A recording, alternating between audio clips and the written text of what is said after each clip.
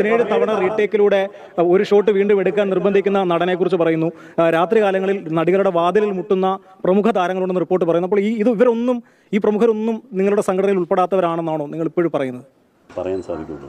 ഇതൊന്നും ആരാണെന്നോ എന്താണെന്നോ നമുക്കൊരു ഒരു പുകമറ സൃഷ്ടിച്ച് ഇങ്ങനെ സംഭവങ്ങൾ ഉണ്ടായി എന്ന് പറയുന്നത് കൃത്യമായിട്ടൊരു കാര്യം പറഞ്ഞാൽ തീർച്ചയായിട്ടും അതിനുള്ള നടപടി എടുക്കാൻ എന്ത് പാർട്ടി ചെയ്യാം.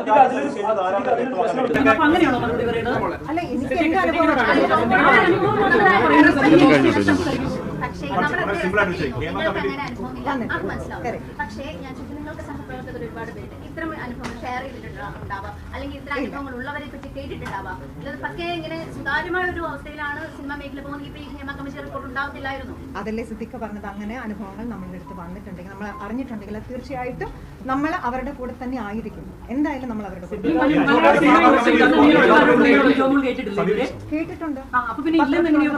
പത്രത്തിൽ വന്നതല്ലേ കേട്ടിട്ടുള്ളൂ.